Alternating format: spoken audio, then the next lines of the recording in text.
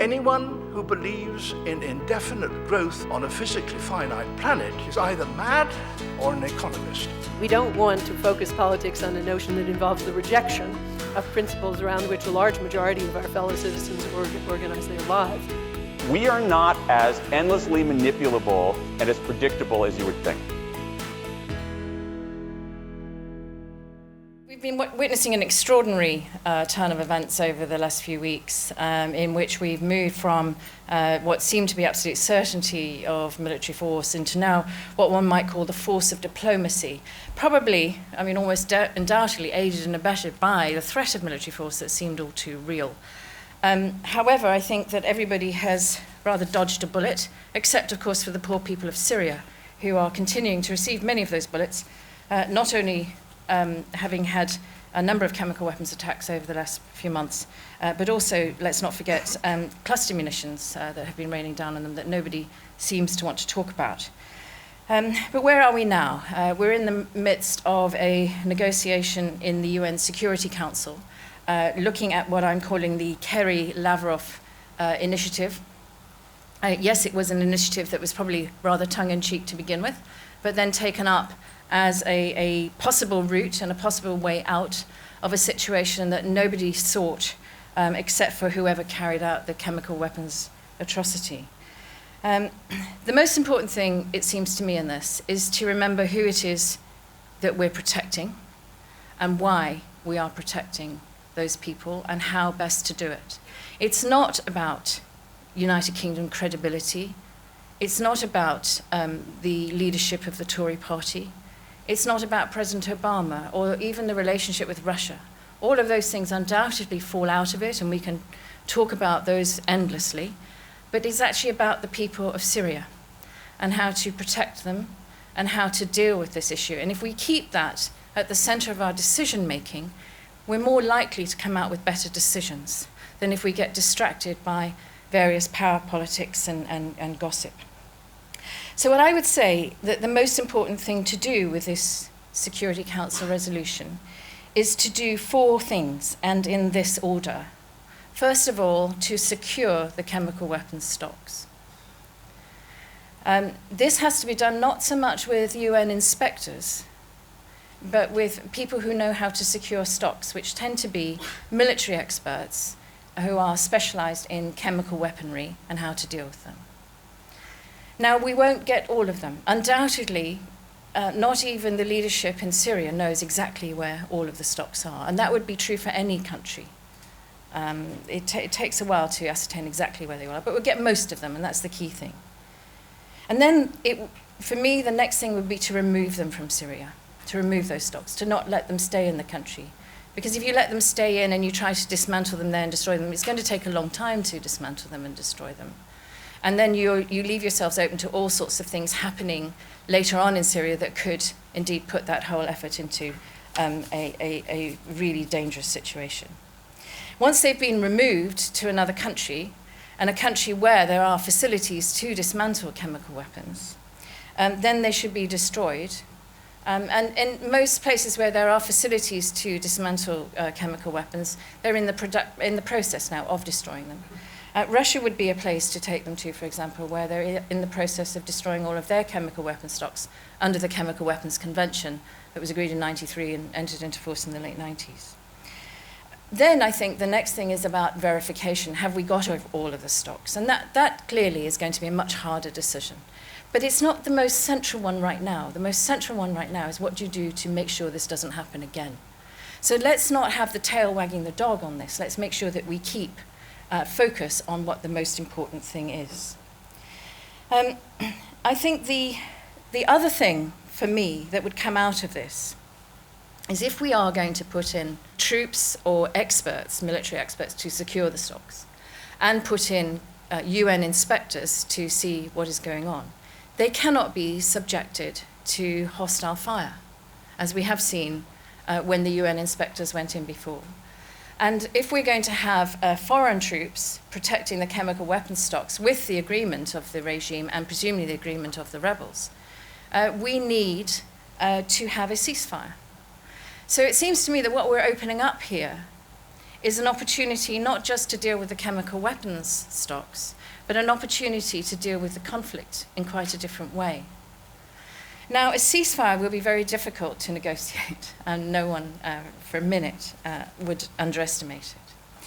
But a temporary ceasefire might be possible to allow the chemical weapons experts to do their job. And so a temporary ceasefire seems to me to be an opportunity that we now need to look at very seriously in order to make this effective. And if you can get a temporary ceasefire, well, you might then start to think about how you might extend that and maybe use the opportunity of a temporary ceasefire to take this whole conflict to the negotiating table in Geneva or elsewhere. Geneva is where it's supposed to be, and start to negotiate a longer-term ceasefire. I'm not for a minute again saying this will be easy. I'm not for a minute saying that there'll be huge amounts of energy put behind it right now, but I'm saying it's an opportunity. And what we do know from recent research carried out by the Human Security Report in Vancouver, who produced a report last year, a really remarkable finding, and it was one that we hadn't expected in our community. And that is that peace negotiations that produce ceasefires, even when they fail, and this is the critical thing, even when they fail, reduce the amount of violence in a conflict. And that's a remarkable finding because it means that every effort to negotiate ceasefires, to negotiate peace arrangements, even though you think they're likely to fail, and even if they do subsequently not succeed, is still worth doing. Because if you're putting people at the center of your decision-making, you are protecting them, you are reducing the violence. Well, for the past 2.5 years, the Assad regime has really approached this conflict on the assumption that the West would not intervene militarily. Now, the sort of key strategic importance of the 21st of August appalling chemical weapons attack, which happened on the outskirts of Damascus, was that it crossed a clear red line that the Obama administration had set last year in mid-2012. So what was really at stake here for this administration, which has for so long tried to do as much as possible to really keep as far away from the Syrian conflict as possible, was its military credibility in the region. So this, in my opinion, is the main motivation for why Obama in the last few weeks has really attempted to rally the international community and his own and his domestic constituency around a very limited campaign which would seek to deter Assad from further chemical weapons attacks and degrade his chemical weapons capabilities, but yet would be very far away from the aim of regime change. So we've seen this process in the last week really become very much unstuck. Obama's campaign to really collect support for it has founded on domestic and international opposition. And I think this is a really crucial moment for United States foreign policy credibility in the Middle East. We're now 10 years on from Iraq, where the United States very clearly and decisively intervened on the ground. Now, 10 years later, it seems an extremely difficult, almost impossible mission for Obama to even get domestic support currently for a very limited strike on Syria in the face of one of the worst chemical weapons attacks in recent times. For Assad, it really is a very important tactical and psychological victory. He will now feel that his assumption that he can, that the West will not intervene militarily will continue, that he will be able to survive and consolidate his grip really on specific areas, on his strongholds in the south, center, and west of Syria. For the rebels, for the pro-Western rebels in particular, this is a very severe setback. They have been waiting for some kind of Western military intervention to really break the stalemate that we have seen on the ground for many months now. They were poised with offensives that they would launch on key strategic locations in Syria to really exploit to the maximum this UN intervention. That now seems, as a result of Obama engaging with the Russian plan, this now could be weeks, if not months off. And also for the people of Syria, well, their suffering will really just continue regardless.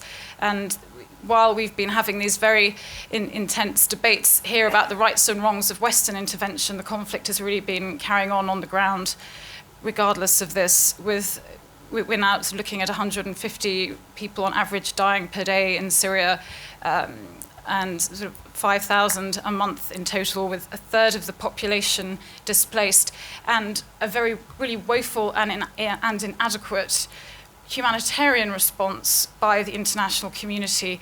And this is, again, a real danger that we get sucked up with the procedural issues of a very important goal of trying to remove chemical weapons from the Assad regime, but at the same time we really miss trying to deal with the real catastrophe and disaster on the ground.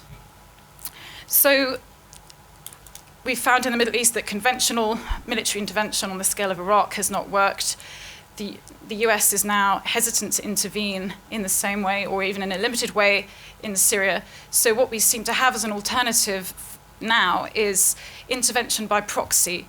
And this is something that the US is now doing.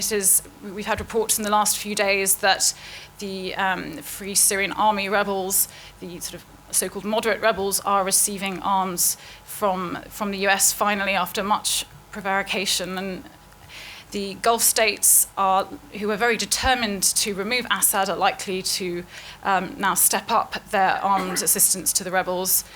And Iran and Hezbollah, who have troops on the ground to support the Assad regime, are also likely to really try and increase their support as much as possible. But just finally, to sum up, really, these interventions have very limited sort of further impact on the ground. It is very difficult now to influence the course of the Syrian conflict through intervention by proxy. If the Gulf escalates their support, then what happens is that Iran and Hezbollah escalate their support. So we just keep having this sort of balancing out of military strength on both sides, which means that the stalemate remains. And in that kind of scenario, we are looking at, in the absence of Western intervention, a continuation of this conflict for at least a few more years, perhaps to the end of the decade in some parts of Syria, and very serious devastation of the country on the ground. This was a political fiasco, which those of us who've been hanging around the bazaars of Whitehall find truly astonishing, as well as those who hang around in Congress as well. Absolutely astonishing, and not a little comical in a gruesome sort of way. Every day is something different. But that political fiasco is based more seriously on a strategic incoherence. The proposition 2 weeks ago was just strategically incoherent. And I have yet to meet a senior military officer, British or American, serving or retired, who does not think that. I've yet to meet a military officer who thought that it was anything other than strategically incoherent, what was being proposed. And the public know very little about the Syria crisis and care probably a bit less, but they're not stupid. And I think the public in the United Kingdom and in the United States just recognized a strategic blank check, an incoherent proposition. I think that's what it was. Now, what happened was that Obama announced a red line. That was an attempt at deterrence by assertion. He asserted a red line over a year ago. That deterrent has failed. And what the Americans, in a sense, are groping for is, well, where is the next line of deterrence that you could establish? Where's the next fire break that you could go to re-establish deterrence? And that was really what the argument is about. Now, I could describe what I think that next line is, but the US may not have to go there.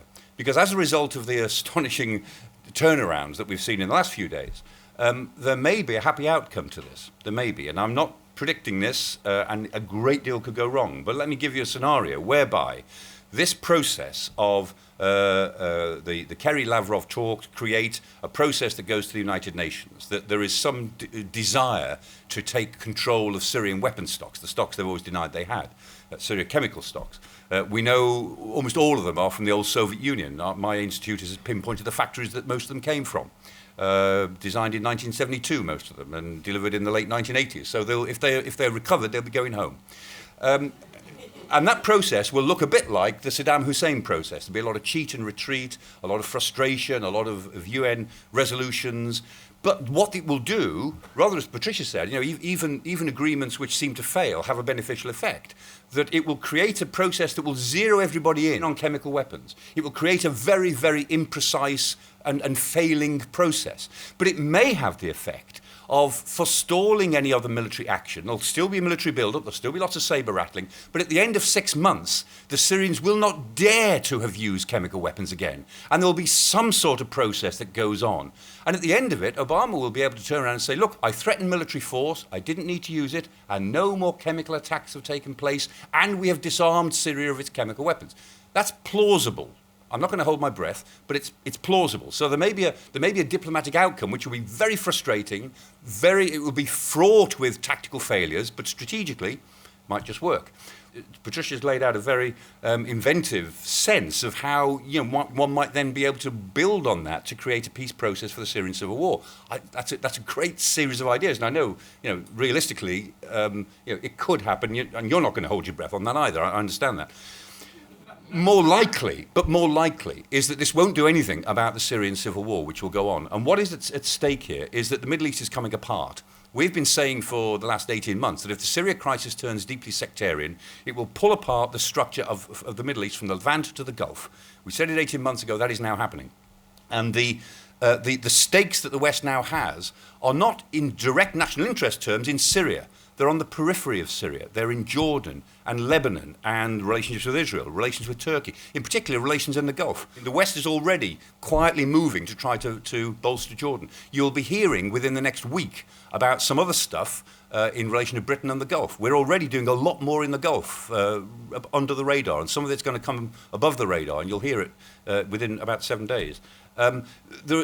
What the West is doing is looking at the periphery of the crisis. It cannot do much about the conflagration, but it can try to address its direct national interest around the edges. And what I suspect we're going to see, my final point, over the next 2 years, is a constant discussion in public, which won't be very would be very messy, it won't be very tidy, between a humanitarian and a world order imperative to do something about the suffering and the awfulness of the Syrian civil war, which will go on and get worse. Between that and a sense that all of that is a bit indirect.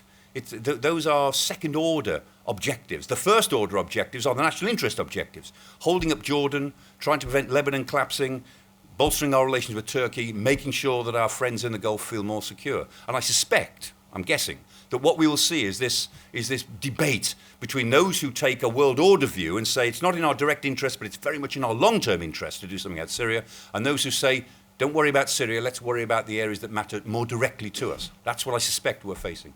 I think one of the sort of biggest mistakes about Syria is to look at the uprising there, which started 2.5 years ago, and see it as a purely sectarian motivated conflict, and to see it as Syria as an inherently violent place where different communities and sects have fought each other for generations over religion. In fact, no, Syria has been for many years under the Assad regime a very secular ideology-based regime, and that has given protection to minorities such as the Christians and the Druze. And what's now happening really is that we've seen the uprising in 2011, which was really based and motivated very much by social and economic agenda. There were many various parts of the Syrian population, particularly in rural areas, who had been traditionally part of the Assad, the Ba'ath Party system, but the Syrian state had fallen into really into decay in these areas of the country, really prioritizing economic liberalization in the main cities of Damascus and Aleppo. So this is why we see the uprising in Syria really starting and very much sort of powered by rural rebels. And of course, the regime has responded to that with a very sort of primitive ideology. It is an autocratic security state run very narrowly by the Assad clan, and it has really seen this challenge to it as one that is challenging its survival.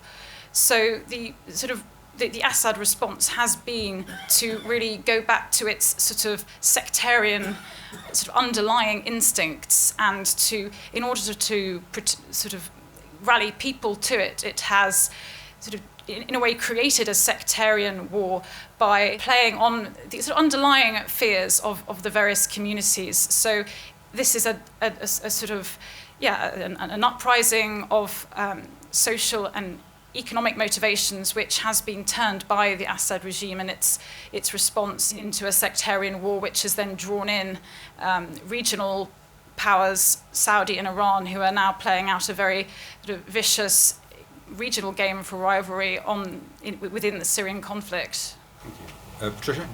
I mean, I don't think I can add anything to what Alison said, because her knowledge is profound. But what I would like to do is address the Iranian situation. It was fascinating to me to watch Iran during this process, because they were completely torn. In the 1980s, in the Iran-Iraq War, Iran suffered dreadfully as a result of the use of chemical weapons by Iraq.